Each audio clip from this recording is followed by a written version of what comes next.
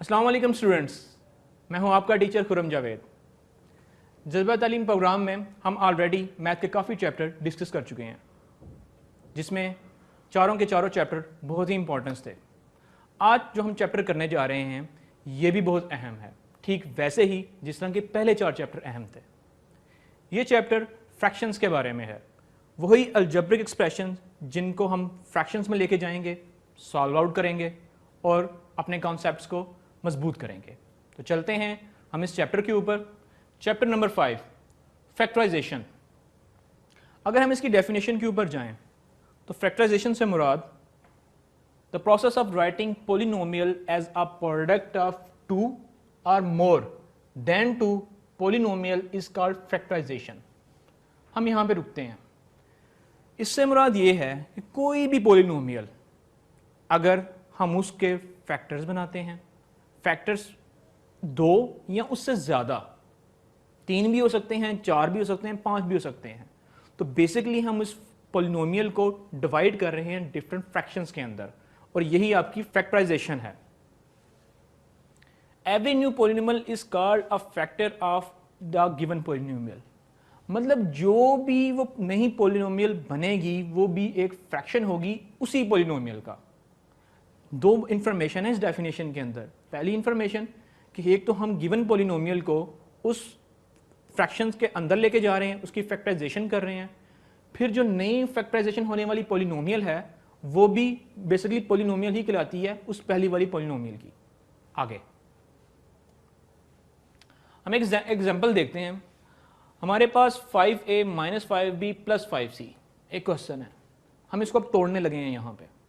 किस तरीके से कि हम 5 इसमें से कॉमन ले लेते हैं। जब हम 5 इसमें से कॉमन ले लेंगे तो 5 × a - b + c आ जाता है। हम एक और क्वेश्चन देखते हैं, 5a - 5b - 15c। हम इसमें से फिर 5 कॉमन लेने जा रहे हैं। हम जैसे ही इसमें से 5 कॉमन लेने जाते हैं तो a - b - 3c, मतलब कि अगर 5 को आप कॉमन ले लो, कॉमन लेने से मुराद यही है कि आप 5 को डिवाइड कर रहे हो। यहाँ भी डिवाइड किया, यहाँ भी किया, यहाँ भी किया, 5 एक किस्म से कॉमन आ गया और a - b - 3c बच जाता है आपके पास। आगे आ जाएं। यहाँ पे एक और क्वेश्चन है जो इस फैक्टराइजेशन के कॉन्सेप्ट को मजीद क्लियर कर रहा है। कैसे?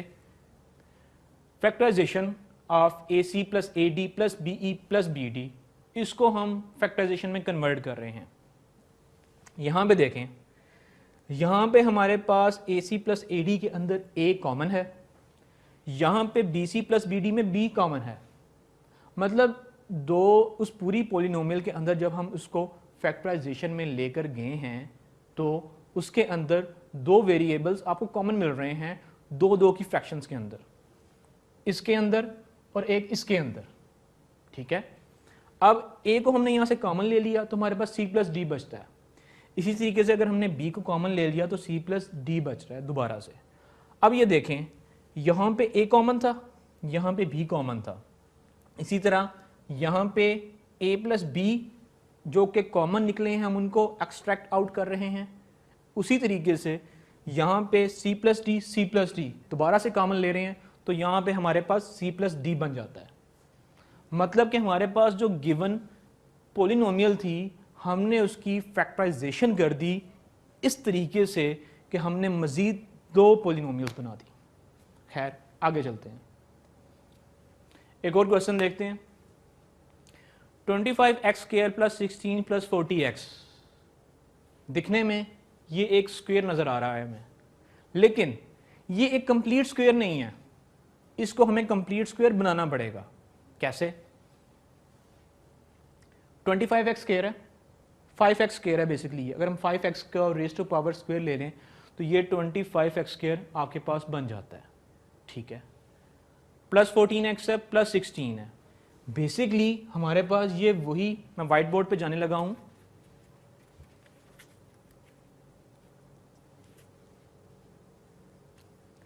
हमारे पास ये फिर से ये चीज़ है, a² + ab + b²। इसको अगर हम सम अप करें दोबारा से इसके अपने स्क्वायर के अंदर तो हमारे पास a प्लस बी का स्क्वायर बन जाता है। ठीक उसी तरीके से अगर हम इस क्वेश्चन को देखें तो ये a प्लस बी का स्क्वायर है। a प्लस बी के स्क्वायर को अगर हम एक्सपेंड हुआ है, हम इसको दोबारा से कंप्रेस कर रहे हैं। कंप्रेस करते वक्त 5x square plus 2 into 5x into 4 plus 4, मतलब इसका हमने कंप्रेस कर रहे हैं, तो 5x प्लस 4 का होल स्क्वायर बन जाता है। अब इस 5x प्लस 4 के होल स्क्वायर को हम दोबारा से एक्सपेंड करते हैं, तो 5x plus 4 into 5x plus 4, मतलब कि अब आपके पास दो मजीद पॉलिनोमियल हैं जिनकी मल्टीप्लिकेशन, जिनके प्रोडक्ट से दोबारा आपको ये स्क्वायर मिल रहा है। अच्छा, एक पॉलिनोमियल थी, आपने उसके स्क्वायर को, एक्सपेंशन ऑफ ए स्क्वायर को कंप्रेशन में लेके आए। कंप्रेशन में जब आप लेके आए हैं तो दोबारा से आपको दो नई पॉलिनोमियल मिल रही हैं जो कि उससे थोड़ी डिफरेंट है। इसी तरीके से आप अगले क्वेश्चन पे आ जाएं। अगर हम यहाँ से ये क्वेश्चन करते हैं तो ये भी हमें सबसे पहले यही इंफॉर्मेशन दे रहा है जैसे ये दे रहा है, लेकिन इसमें और इस क्वेश्चन में एक फ़र्क है। वो फ़र्क क्या है? 3 यहाँ पे डिवाइड हो जाता है, जबकि इस क्वेश्चन में भी अगर आप देखें तो यहाँ पे 5 और 4 लगता था कि डिवाइड हो जाएगा, लेकिन ऐसा था नहीं। मतलब ये है कि जब आपने गिवन पॉलिनोमियल को फैक्टराइजेशन में लेकर जाना है तो उससे पहले आपको देखना पड़ेगा कि ये पहले किसी डिजिट के ऊपर डिवाइड तो नहीं हो रहा, कोई डिजिट कॉमन तो नहीं निकल रहा। अगर तो ये दोनों सूरत हाल हैं तो आपने ये ऑपरेशन उसके ऊपर लगाना है। उसके बाद उसको फैक्टराइजेशन करना है, चाहे आप इसका स्क्वायर करें, चाहे आप कंप्लीशन करें, चाहे मिड टर्म ब्रेक करें, मतलब जो मर्जी करें, लेकिन आपने उसको पहले करना है ये। खैर, यहाँ पे आपने इसका 3 कॉमन ले लिया। 3 आप कॉमन ले लेते हैं इसका, तो ये 4x square minus 12x plus 9 बच जाता है। बेसिकली ये x माइनस 3 का होल स्क्वायर है। ठीक उसी तरीके से 3 into X minus 3 into X minus 3, दो फ्रैक्शंस हैं, उनको आपस में अगर आप प्रोडक्ट ले लेते हैं तो ये बन जाता है। खैर, आगे देखते हैं। एग्जाम्पल है फिर से एक और, 4x square minus 2y minus Z whole square. इसी एक क्वेश्चन को हम पहले देखते हैं। Basically 4x square minus 2y minus Z, अगर हम देखें तो ये 4x स्क्वायर है, ये एक इंडिपेंडेंट स्क्वायर है, ठीक है। 2y माइनस जेड, ये भी एक इंडिपेंडेंट स्क्वायर है। बेशक ये एक डिजिट बनता है, लेकिन ये एक कंप्लीट टर्म बन रही है यहाँ पे जिसका एक अपना स्क्वायर है। दो स्क्वायर हैं, दरमियान में माइनस का साइन है, वन टाइम पॉजिटिव होगा, वन टाइम नेगेटिव होगा। अंडरस्टूड है, हम पहले ही चैप्टर नंबर 4 के अंदर ये फॉर्मूले स्टडी करके आ गए हैं। अगर हमारे पास a square minus B square हो तो हम उसको a plus B into A minus B लिख सकते हैं। खैर, यहाँ पे इसी तरीके से हम a square minus B square का फार्मूला लगाएंगे, one time negative and one time positive, complete हो जाता है क्वेश्चन। अगले क्वेश्चन पे आ जाए। 6x raise to power 4 minus 19 6। सबसे पहले तो आप 6 को इससे डिवाइड कर लें या आप इसे कॉमन कर लें। जैसे ही आप इससे 6 को कॉमन लेंगे तो 6 into X raise to power 4 minus 16, मतलब 6 16 टाइम 96 होता है। आपने 6 को एक्सट्रैक्ट आउट कर लिया है एक्स क्यूब माइनस 16 के अंदर। अब 4 का स्क्वायर है ये भी x रेज टू पावर 4 है, मतलब आप इसको मजीद आप इसके फैक्टर बना लेंगे। अच्छा, हम इसके मजीद फैक्टर बना लेते हैं। हम X square raise to power square minus 4 raise to power square, मतलब कि हमने इसको मजीद इसके फैक्टर्स में कन्वर्ट कर दिया। अगर हमारे पास 6 बाहर है तो into X square raise to power square, मतलब वो 4 को हमने ब्रेक किया 2 इंटू 2 के अंदर। 2x की अपनी वैल्यू है, दोबारा 2 उसके बाहर है, ठीक है। X square minus 4 into x square plus 4। अब फिर एक पॉइंट है कि एक्स स्क्वायर माइनस 4 है जो, वो दोबारा से x minus 2 into x plus 2 में कन्वर्ट हो जाता है। कैसे? ये देखें कि दोबारा से ए स्क्वायर माइनस बी लगता है, और इस पूरे क्वेश्चन के अंदर 4 बार ए स्क्वायर माइनस बी ही लगा है।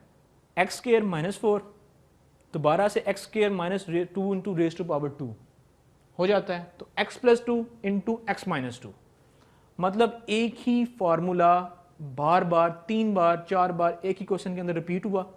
उसने उस क्वेश्चन को एक फैक्टर से उसने उसके मजीद 4 फैक्टर बना दिए, 1 2 3 एंड 4।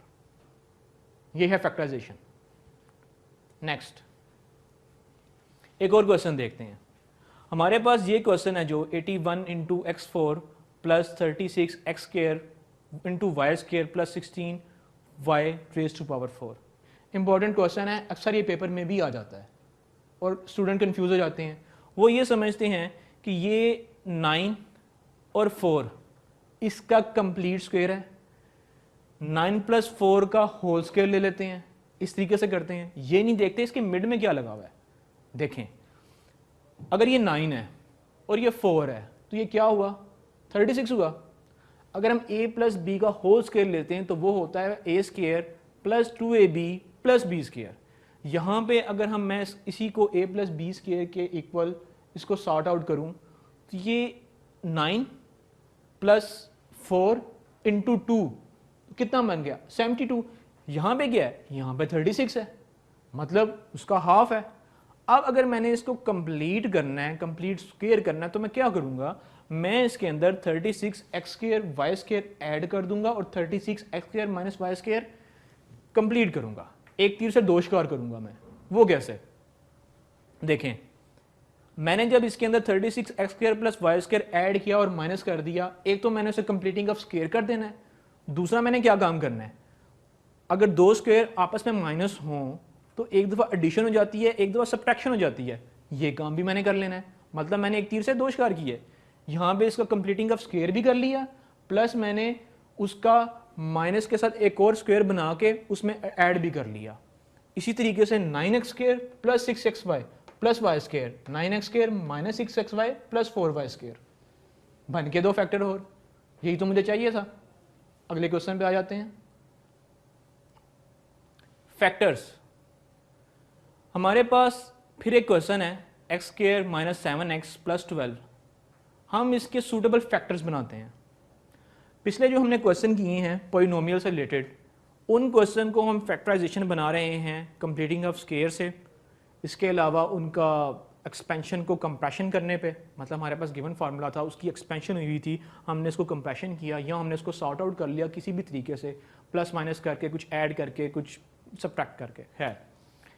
इस क्वेश्चन में अब क्या है, बेसिकली ये जो टर्म फैक्टराइजेशन है उसी की बेस पे इसको फैक्टर बना रही है। कैसे, देखें, x square minus 7x plus 12, यहाँ पे अगर आप देखें तो ये 12 है, इसका जो कोफिशिएंट x है अगर आप उससे मल्टीप्लाई करें तो क्या बनता है, 12 बनता है। अच्छा, मैंने अगर 12 को दो टाइम तकसीम करना हो, मसलन कि मैंने इसको वो करना हो 4 इंटू 3 12, 6 इंटू 2 12, 1 इंटू 12 12, मतलब कि ये तीनों सूटेबल फ्रैक्शंस बनते हैं, सूटेबल फैक्टर्स बनते हैं इस पॉलिनोमियल के। लेकिन मैंने यहाँ कौन सा लेना है, मैंने यहाँ पे वो लेना है जिसकी मल्टीप्लिकेशन ये आ रही हो और जिसकी एडिशन ये आ रही हो। ये बहुत अहम पॉइंट है फैक्टराइजेशन के अंदर कि जब भी आप किसी पॉलिनोमियल की मिड टर्म ब्रेक करते हैं तो हमेशा इस चीज़ का ख्याल रखते हैं कि जो भी आप मिड टर्म ब्रेक करके जो भी आप दो पार्ट्स बनाएंगे उनकी मल्टीप्लिकेशन आपका ये कांस्टेंट डिजिट बन रहा हो और उसकी एडिशन आपका ये डिजिट बन रहा हो मिड टर्म वाला। अगर तो ये दोनों चीज़ें नहीं बनती तो आपका वो क्वेश्चन सॉल्व ही नहीं होगा, आप वहीं पे कंफ्यूज होकर फंस जाएंगे, पेपर में कर रहे होंगे तो फंसे रहेंगे इस पॉइंट के ऊपर। ये बहुत ही अहम पॉइंट है, मैं फिर रिपीट कर रहा हूँ कि आपका मिड टर्म ब्रेक आप जब भी करेंगे तो इस चीज़ का खास ख्याल रखें कि इसका जो मल्टीप्लीकेशन है वो इस डिजिट के बराबर हो और इसकी एडिशन है वो मिड टर्म के बराबर हो। अब देखें -3 और -4, अगर मैं इसको ऐड करता हूँ तो -7 बनता है, इसके इक्वल है, हाँ है। अगर मैं इसको मल्टीप्लीकेशन करूँ तो 12 बनता है, क्या ये इसके इक्वल है। माइनस को माइनस से मल्टीप्लाई करें तो 12 आ जाता है। खैर, मैंने इसकी मिड टर्म ब्रेक करके ये लगा दिया, हो गया काम। -3 -4 x square -3x -4x plus 12, यहाँ पे फिर x कॉमन है और यहाँ पे फिर 4 कॉमन है, मतलब x भी यहाँ पे कॉमन हो जाएगा, 4 भी यहाँ पे कॉमन हो जाएगा। x common, 4 common, x -3 x -3, मतलब फिर से वो कॉमन है, फैक्टर बन गया, दोनों फैक्टर बन गए दोबारा से। हम अब इस क्वेश्चन को देखते हैं। इस क्वेश्चन के अंदर 36 के हमने दो फैक्टर्स लेने हैं। 36 को हम जब फैक्टर्स में लेके जाएंगे तो 36 इंटू 1 6 इंटू 6 भी हो सकता है, 12 इंटू 3 भी हो सकता है, 9 इंटू 4 भी हो सकता है, और 36 इंटू 1 भी हो सकता है। लेकिन हम बात फिर वहीं पे आ जाती है कि हमने वो फैक्टर्स लेने हैं जिनकी मल्टीप्लीकेशन बेसिकली इसके इक्वल हो और जिसकी एडिशन मिड टर्म के इक्वल हो। अब कौन से फैक्टर बनेंगे? 9 एंड -4। अगर हम इसको ऐड करते हैं तो हमारे पास +5 आता है। इसको अगर हम मल्टीप्लाई करते हैं तो 36 आता है, -36 आता है। जब -36 हमारे पास आ गया तो उसका मतलब है कि हमारे पास यही वो सूटेबल फैक्टर्स है जिनकी बेस पे हमने मिड टर्म और एंड वाली टर्म को बनाना था। ठीक है, 36 x square plus 9x minus 4x minus 36, 9 - 4x 5x बन गया, वो सेम बनता है -36। यहां से हमने x कॉमन ले लिया और x + 9 बच गया। यहां से हमने -4 कॉमन ले लिया और x + 9 फिर बच गया। मतलब कि दोनों बार जो हमने कॉमन लिया है तो हमारे पास x + 9 ही बचा है। ठीक है, x + 9 और x - 4। यहां पे एक और बड़ा अहम पॉइंट है, वो ये कि हमारे पास जो भी सेट ये बनता है लाइक x + 9 एंड x - 4, ये बेसिकली इस क्वेश्चन का सॉल्यूशन सेट कहलाता है इस अंदाज से कि अगर हम इन वैल्यूज को 0 के अगेंस्ट इक्वेट करें, उनकी वैल्यूज इस क्वेश्चन में डालें तो क्वेश्चन नलीफाई हो जाएगा। नलीफाई होने से मुराद ये है कि ये कैंसल आउट होकर सेम आ जाएंगे। ये भी एक अहम बात है कि अगर ये जो इनके आंसर्स बनते हैं ये इसी क्वेश्चन में डालने से क्वेश्चन की वैल्यू 0 हो जाती है और इससे पता चलता है कि ये इसी क्वेश्चन के फ्रैक्शंस हैं, फैक्टर्स हैं और इसी क्वेश्चन की वैल्यूज को सेटिस्फाई कर रहे हैं। खैर, एक और अहम क्वेश्चन देखते हैं हम। 10x square minus 41x5 plus 21y square. अब इस क्वेश्चन में सबसे अहम बात यह है कि यहाँ पे दो वेरिएबल्स हैं, एक x और दूसरा y। हमने इन दोनों वेरिएबल्स को इस तरीके से ब्रेकअप करना है कि हमारे पास डिजायर्ड वैल्यू आ जाए। दोबारा से देखें, 21 को हम इस कोफिशिएंट से मल्टीप्लाई कर रहे हैं तो ये बन रहा है 210। अब मिड टर्म को हमने इस तरीके से ब्रेकअप करना है कि जो कि जिसकी एडिशन इस 41 की इक्वल हो और जिसकी मल्टीप्लीकेशन इसके इक्वल हो। इसके इक्वल से मुराद है कि 21 × 10 मतलब 210 की इक्वल हो। अच्छा, अब देखें हमारे पास फैक्टर्स जो हैं, हमारे पास जिसमें सूटेबल फैक्टर है वो -35 और -6 है। अगर हम दोनों को ऐड करते हैं तो हमारे पास -41 बचता है। अगर हम इन दोनों को मल्टीप्लाई करते हैं तो हमारे पास 210 बनता है। 210 ये है 21 और इस कोफिशिएंट को मल्टीप्लाई करने से, और -35 × -6 -41 बनता है। यानी कि हमारे पास जो आ रहा है वो बिल्कुल उन दो पैरामीटर्स को सेटिस्फाई कर रहा है कि एक ये कि हमारे पास जो मिड टर्म ब्रेक होनी चाहिए उसका एडिशन मिड टर्म के इक्वल हो, प्लस उनका जो प्रोडक्ट है वो कोफिशिएंट और इस कोफिशिएंट के प्रोडक्ट के इक्वल हो। हमने पुट कर दी है values 10x square -35xy -6xy plus 21y square. Common ले लें 5x को, 2x -7y -3y into 2x -7y। दोबारा से हमारे पास दो फैक्टर्स आ जाते हैं, कॉमन फैक्टर हैं, एक्सट्रैक्ट आउट कर लें 2x -7y। दूसरे फैक्टर को भी कंबाइन कर लें 5x -3y। हमारे पास गिवन पॉलिनोमियल क्या थी, हमने इसको क्या बना दिया, ये है फैक्टराइजेशन। खैर, एक और एग्जांपल, उससे भी बड़ी एग्जांपल। वहाँ पे क्वेश्चन की नोयत कुछ और थी, दो वेरिएबल्स थे एक ही पॉलिनोमियल के अंदर। यहाँ दो मजीद पॉलिनोमियल हैं जिसके साथ यहाँ पे 12 का स्क्वायर भी नेगेटिव हो रहा है या सब्ट्रैक्ट हो रहा है। क्वेश्चन मजीद कम्प्लेक्स हो जाता है। लेकिन देखिए इसको, फर्ज करें हमारे पास इस क्वेश्चन के अंदर एक बहुत ही अहम पॉइंट है, और हमेशा अहम पॉइंट तभी मिलते हैं जब आप क्वेश्चन पे फोकस करते हो। आप जो क्वेश्चन पे फोकस करोगे आपको कोई ना कोई हिंट जरूर क्रिएट होगा, कोई ना कोई आइडिया जरूर क्रिएट होगा, क्योंकि अलजेब्रिक पॉलिनोमियल एक्सप्रेशंस के अंदर मेजॉरिटी ऑफ क्वेश्चन एक दूसरे से मैच करते हुए मिलते हैं, लेकिन उनका तरीकाकार, उनकी मेथडोलॉजी डिफरेंट है हर दूसरे क्वेश्चन से। अब हमें ये कैसे पता लगेगा कि हमने कौन सा क्वेश्चन किस मेथडोलॉजी से करना है? उसका एक वे आउट देखिए कि इस क्वेश्चन को आप थोड़ा सा फोकस करें तो इसकी ये टर्म और ये टर्म एक जैसी हैं। हम यहाँ पे कोई एक ऐसी सपोजिशन या कोई एक ऐसा पॉइंट ले आते हैं जिनसे वो एक पॉइंट के इर्द गिर्द स्टोरी घूमे, हम इस स्टोरी को चलाते हैं किस तरीके से, इस तरीके से y x square minus 4x इसके और इसके इक्वल है, हाँ जी इक्वल है। हम उसको सपोज कर देते हैं y को, यहाँ पे y is equal to X square minus 4x हमने यहाँ पुट कर दिया, हमने यहाँ पे इसको मल्टीप्लाई कर देना है। कैसे? y minus 5 y minus 12 y minus 5 y minus 12 हो गया। मल्टीप्लाई करें y square minus 17y minus 84। अब 84 जो आपके पास यहाँ पे बन रहा है ये बेसिकली माइनस y और माइनस 12 60 आता है। माइनस 144 में से अगर हम 60 को सब्ट्रैक्ट कर देते हैं तो हमारे पास माइनस 84 बचता है। ये माइनस 84 यहाँ इस तरीके से आया है। अच्छा, अब हम क्या करेंगे? अब जो हमारे पास फिर वही कंसेप्ट हम लगाएंगे कि हमारे पास मिड टर्म ब्रेक करने का एक सुनहरी मौका है। हम यहाँ पे मिड टर्म ब्रेक करेंगे किस तरीके से कि हम इस एलिमेंट को इस कोफिशिएंट से मल्टीप्लाई करेंगे। 84 आता है, 84 की मिड टर्म ब्रेक देखते हैं कि अगर हम माइनस 21 को 4 से मल्टीप्लाई कर दें तो क्या बनता है 84। अगर हम इसको ऐड कर दें तो क्या बन जाता है दोबारा से 17। मतलब हमेशा हर क्वेश्चन के अंदर यही दो बातों का हमें ख्याल रखना होगा। एक तो ये कि हमारी जो मिड टर्म ब्रेक हो वो एडिशन हो इन दो फैक्टर्स की और इसके मल्टीप्लीकेशन से ये आ रहा हो y into Y minus 21 plus 4 into Y minus 21 common निकल आता है y plus Y minus 21 into Y plus 21। अच्छा, अब दोबारा से देखिए कि ये जो y था ये तो इसके इक्वल था, हमने तो उसको सपोज किया था। अब हम क्या करेंगे कि इस y की ये वैल्यू दोबारा से इस इक्वेशन के अंदर डालेंगे। डाल देते हैं x square minus 4x minus 21 x square minus 4x plus y। अब हम क्या करेंगे? अब हम इसको दोबारा से मल्टीप्लाई करेंगे। जब हम इसको मल्टीप्लाई करते हैं तो x square minus 7x plus 3x minus 21 और x माइनस 2 बेसिकली हम दोबारा से यहाँ पे इसके फ्रैक्शंस ले रहे हैं और उनको मल्टीप्लाई कर रहे हैं।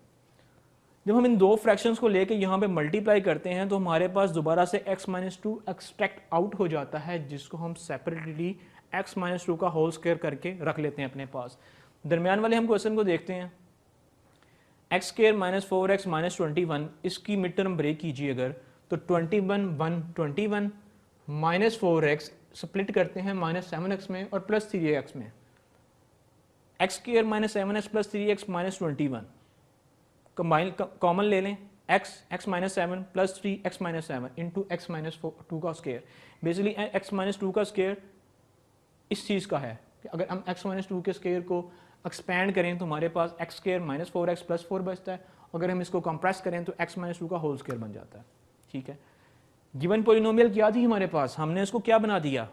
इस तरीके से हम इस क्वेश्चन को सॉल्व आउट कर सकते हैं। इसमें सबसे अहम पॉइंट जो ये है कि एक्स स्क्वायर माइनस 4 और एक्स स्क्वायर माइनस 4 जब दो पॉलिनोमियल्स के अंदर ऐसी कोई सिचुएशन बन जाए और ये चीज़ इस तरीके से कॉमन आ रही हो तो आपने उसके अगेंस्ट किसी भी एलिमेंट या किसी भी डिजिट को लेके उसके अगेंस्ट सपोज कर देना है। किसी एक वेरिएबल को ले लें, मतलब कि जैसे इसमें x है और आपने इसके अगेंस्ट y को सपोज कर दिया है तो x को जो y के अगेंस्ट सपोज किया है तो पूरी आपने पॉलिनोमियल के जो कॉमन फैक्टर थे उसको एक डिजिट के ऊपर प्ले कर दिया है।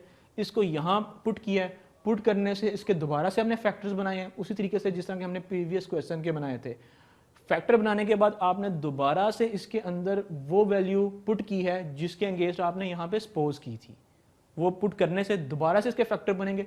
मतलब अगर देखा जाए तो ये क्वेश्चन कोई 3 बार रिपीट होता है। मतलब आपने एक दफ़ा सपोज किया, फैक्टर बनाए, फिर जो आपने फैक्टर बना के उसके अंदर वो जो सपोज की हुई अमाउंट थी वो पुट की, फिर फैक्टर बनाए, फैक्टर बना के फिर आपने इस क्वेश्चन को सॉल्व आउट किया। एक और क्वेश्चन देख लेते हैं हम।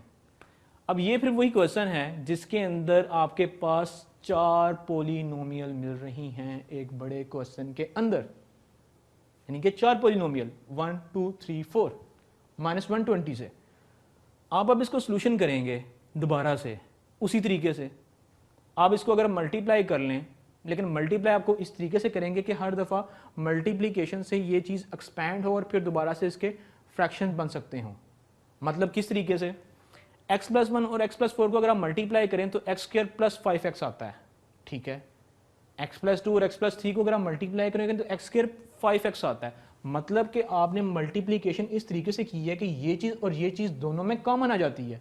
आप ये किस तरीके से देखेंगे, इसको देखने का तरीकाकार ये है कि 1 + 4 5, ठीक है, 2 + 3, मतलब कि आपने इस चीज़ और इस चीज़ के सेट बनाने हैं, यानी कि वेरिएबल के साथ जो आपका कांस्टेंट है वो ऐड हो रहा है, उस ऐड की मल्टीप्लिकेशन, उस ऐड होने वाली चीज़ की एडिशन या सब्ट्रैक्शन से जो कुछ बनता है वो दोनों तरफ सेम है। मसलन कि 1 + 2 3 + 4 7, 1 + 2 3 नहीं बनता, 1 + 3 4, 4 + 2 5 नहीं बनता, 1 + 4 5, 2 + 3 5 बन जाता है। तो हमने यहाँ पे वो दो कॉमन पॉलिनोमियल्स लेनी है कि जिनकी मल्टीप्लिकेशन से हमारे पास ये फ्रैक्शन बन जाए जिसको हम सपोज करके आगे चल सकें। अच्छा, यहाँ तक हो गया। इसके बाद x² + 5x = y, फिर से हमने वही कुछ करना है इसके साथ। यहाँ पे हमने पुट कर दिया, उसको सॉल्व आउट कर दिया, सॉल्व आउट करने के बाद हमने दोबारा से यहाँ वो वैल्यूज पुट की और आगे हम क्वेश्चन सॉल्व आउट करके आगे निकल गए। क्यूबिक पॉलिनोमियल्स, ऐसी पॉलिनोमियल जो कि x³ या y³ के अंदर हैं, उसको हमने सॉल्व करना है। अगर हम रिकॉल करें अपने एक पुराने फार्मूले को जिसमें a + b, अगर हम इसका होल क्यूब ले लेते हैं और उसको हम एक्सपेंशन करते हैं तो इसकी एक्सपेंशन इस तरीके से होती थी कि a + b × a² - ab + b²। ठीक वही काम यहाँ पे हो रहा है कि a + b a³ b³, a + b a² - a × b + b²। इसी तरीके से अगर हम इस क्वेश्चन को देखें तो a - b a³ - b³, a - b a² + a × b + b²। इसी तरीके से a - b × a + ab + b²। मतलब ये फार्मूला हमने स्टडी कहाँ किया था? चैप्टर नंबर 4 में। वहाँ अप्लाई हुआ? हाँ हुआ। अब ये दोबारा इस चैप्टर में अप्लाई हो रहा है। तो ये है मैथमेटिक्स कि जो आपने प्रीवियस चैप्टर पढ़ा है वही उसी के कॉन्सेप्ट्स आपके आगे भी यूटिलाइज हो रहे हैं। दोनों क्वेश्चन सेम पैरामीटर्स के ऊपर हैं, वहीं पे सॉल्व हो रहे हैं। रिमाइंडर थ्योरम एक इंपॉर्टेंट आर्टिकल है रिमाइंडर थ्योरम का, रिमाइंडर फैक्टर का, उसको करने का। रिमाइंडर थ्योरम ये है कि किसी भी गिवन पॉलिनोमियल में आपके पास अगर फंक्शन है और उसकी गिवन वैल्यूज़ हैं, अगर आप उसमें ऐड कर देते हैं तो आपके पास कुछ बचना चाहिए। कुछ बचेगा तो आप उसको इक्वेट करेंगे और इसको इक्वेट करके आप अपने इक्वेशन की फैक्टर निकाल लेंगे।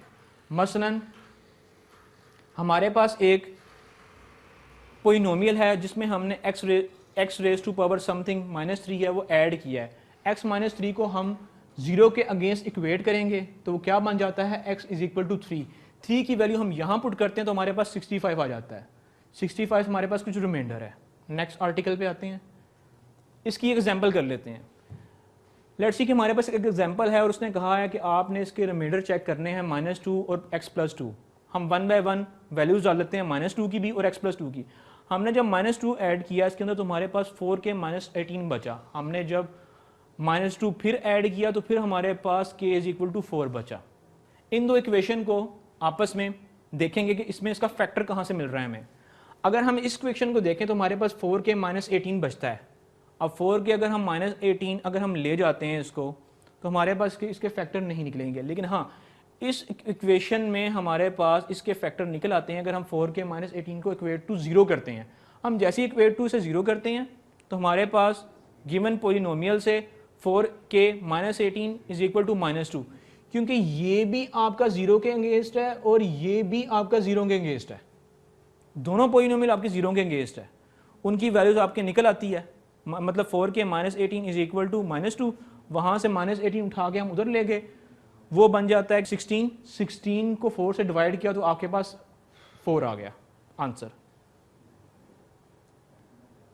Zero of a polynomial, zero of a polynomial से मुराद ये है कि अगर हमारे पास किसी फ्रैक्शन के अंदर, किसी पॉलिनोमियल के अंदर हम कोई उसका फैक्टर ऐड कर देते हैं, कोई फैक्टर की वैल्यू पुट कर देते हैं, तो उससे हमारे पास जो टर्म है वो उसका सोल्यूशन 0 होना चाहिए। थोड़ा मैं इसको मज़ीद एलैबोरेट करता हूँ। लेट्स सी कि हमारे पास एक पॉलिनोमियल है जिसका x a = फैक्टर है। हमने x = a इक्वेट करके उस पॉलिनोमियल के अंदर पुट किया।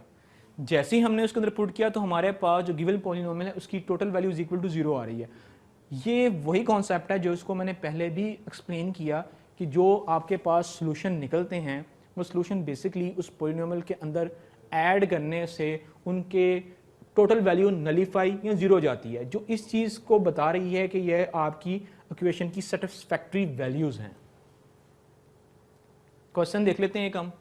Determine if x minus 2 is a factor of x cube minus 4x cube. x minus 2 अगर फैक्टर है इसके तो हम x is equal to minus 2 equate करेंगे 0 के against, x is equal to 2। x minus 2 is a factor of x cube minus 4x square plus 3x। आपने x minus 2 का जो फैक्टर है वो इस पोलिनोमियल के अंदर पुट किया x इज इक्वल टू 2 करके। जैसे ही हमने इसके अंदर पुट किया तो हमारे पास लेट्स सी के वैल्यू आ गई, उसकी वो वैल्यू जिससे उसकी इक्वेशन 0 हो जाती है। मतलब फैक्टर थ्योरम वो था कि जिसमें आप कोई वैल्यू पुट करते हैं तो हमारे पास कुछ फ्रैक्शन आ जाती है।